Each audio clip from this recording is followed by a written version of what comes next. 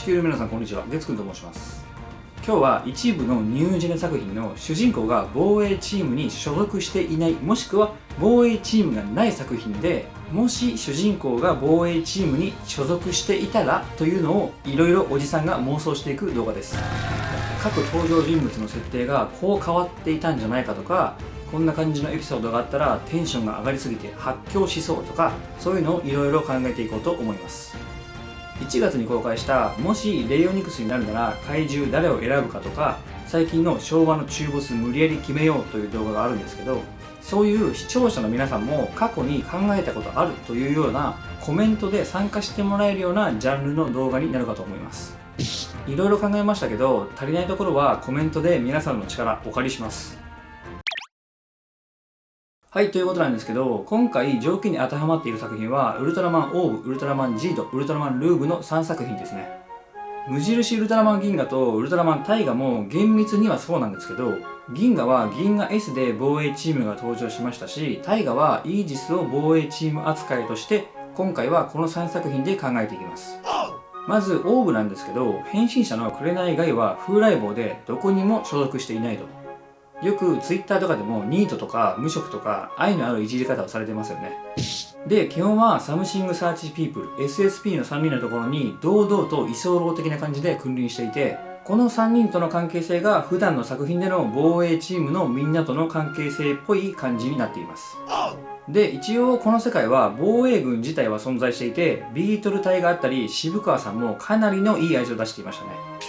だからこの世界が舞台で普段のような主人公が防衛チーム所属の作品にするとしたら、隊長が渋川さんで、直美ちゃんは先輩女性隊員で、ジェッタとシンの2人が隊員で、あともう1人ぐらい武闘派の隊員がいる的な構成になってたんじゃないかと思います。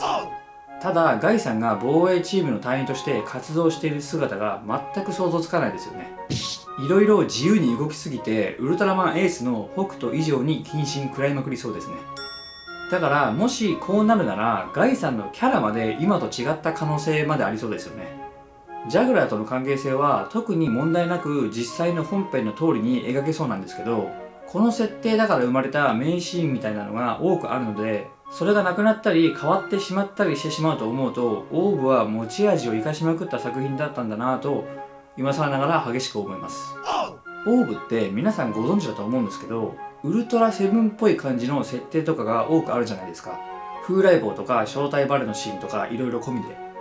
で。ジャグラーが後の作品ウルトラマン Z でストレイジの隊長を務めたのって、もしかしたら諸星ダンがウルトラマンレオの時にマックの隊長を務めたこととなんか関係ありそうだと個人的には思ってるんですよ。ガイさんはキャラ的にそんな感じじゃないから、じゃあジャグラーがっていう神展開に繋がったと思うんですよね。で、もしガイさんが防衛チームに所属できるような、できてしまうようなキャラになっていたとしたら、ガイさんがそのままどこかの世界かこの世界で隊長になって、ストレイジのヘビクラ隊長は見ることができなかった可能性もあると思いませんか？だからやっぱりオーブは、いやガイさんはニート、風来坊で良かったと思います。でも隊員のガイさんとか SSP のみんながテキパキ動いて一人の防衛チームの隊員として活躍するシーンも見たいですよね。渋川さんが隊長なんで絶対いいチームになりますよね。サンダーブレスターが暴走して戦闘機を吹き飛ばしてしまったあの一連の流れとかも、あれがもし防衛チームの仲間だったとしたらさらにいい流れになっていたでしょうね。他にもいろんな妄想できますけど、皆さんの妄想も楽しみにしています。次はウルトラマンジードなんですけど、変身者の朝倉陸は人造ウルトラマンでベリアルの手によって作られた存在というなかなかヘビーな設定でした。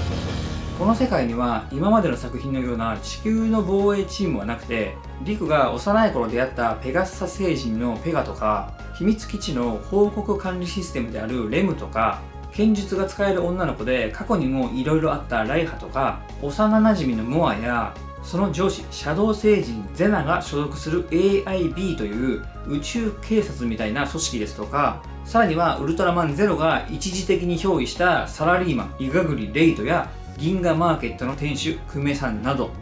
バラエティ豊かすぎる濃いメンバーが力を合わせてなんやかんや地球を守りました。このえげつない個性派集団を一つの防衛チームにまとめたら、大河のイージス並みの多種族チームになりそうですね。でもまあレイトさんをサラリーマンじゃなくて隊員にしてしまうと、物語としてもレイトさんのキャラクターとしても魅力が減ってしまうので、引き続き谷丸商事で働いておいてもらいましょう。レイトさんとの関係性は変わらないとして、 AIB の設定がいろいろややこしくなって大幅に設定が変わるであろうことと、ペガのスペックが変わりそうですね。何かしらの役割がないと防衛チームにいられないと思うので、トリガーのルールみたいな感じになるんだろうなという感じですね。あとはモアとライハとリクの関係がごちゃごちゃしそうてか、隊長誰やねん。総監的なポジションは朝倉さんにやってもらうとして、隊長ゼナ先輩か久米さんになるんですかね。もしゼナ先輩が隊長になったら、ゼガンが登場したあのエピソードもすごいいい感じだし、隊長としての個性もあるので、その世界のジードも見たいですね。リクは底なしにいい子なので、防衛チームの一員となってもそのまんまやっていけると思いますけど、ジードはリクに仲間がどんどん増えていって成長して強くなって自分の運命と戦っていく物語なので、防衛チームに入ってしまうとその辺がどうなるかなって感じですね。当たり前ですけど、オーブもジードも防衛チームがない前提で作られているので、いろいろ弊害が生まれますね。ただウルトラシリーズの定番かつ数々の名シーンを生み出してきたセリフであるウルトラマンを援護しろが、ジードの場合他のシリーズよりも熱い感情が込み上げていきそうなので見たい気もします。皆さんももしリクが防衛チーム所属だったらどんな感じになると思うか、もしくはどんなシーンが見たいかコメントで教えてください。はい、最後はウルトラマンルーブなんですけど、ルーブは家族の物語なので根本から世界観が覆ってしまいます。家族みんな防衛チームに所属して家族経営の組織みたいになってしまいますね。かなり無理があるんですけど、無理やり考えていこうと思います。ルーブは港家の物語なんですけど、お父さんの港牛尾は服屋を経営していて、勇と克美と朝日という男2人に妹1人の兄弟で、お母さんの港美代が行方不明中という感じでした。家族経営的な防衛チームはちょっとあれなんで、牛尾さんと朝日は非隊員で、隊長は思い切ってアイゼンテックのアイゼンさんに最初はやってもらって、アイゼン退場後は港美代にやってもらうという流れが一番しっくりくるかなと勝手に思っています。アイゼン隊長退場後に鶴ちゃんに基地を乗っ取られて、取り返した後に港美代が隊長にという流れですかね。まあどうなるにしても新しい隊員 2,3 人は必要ですね。家族のシーンはどうしてもたくさん必要なんで、労働基準法はしっかり守ったかなりホワイトな防衛チームになりそうですね。それか牛尾さんと朝日がめちゃめちゃ遊びに来るみたいな。どう転んでもルーブの登場人物たちならゆるい独特な雰囲気になるので、おじさんが一人で妄想してニチャニチャしてキモいことになってしまうほど微笑ましいです。いざ考えてみると意外と防衛チームがあってもルーブらしさってゴリゴリに出せそうですね。アイゼンテックの怪獣高速システムとかダーリンとか、かなりハイレグな進んだ科学力を持っている地球なので、ゆるい雰囲気とは裏腹に2人のウルトラマンと合わせて戦力的にもかなり上位に来るような防衛チームになりそうです。オーブダークも入れたら3人ですね。隊長が実は悪者で、なんなら中ボスが隊長っていう超斬新な展開、今後見たいです。ただ兄弟それぞれの夢はどうなっちゃうんだろうとか、いろいろ引っかかることもありますね。まあそれは最近いろいろな事件に巻き込まれている湊兄弟を見てても思いますけどね。湊兄弟が防衛チーム所属だったらどんなシーンが見たいか、どんな感じになりそうか、皆さんぜひコメントで教えてください。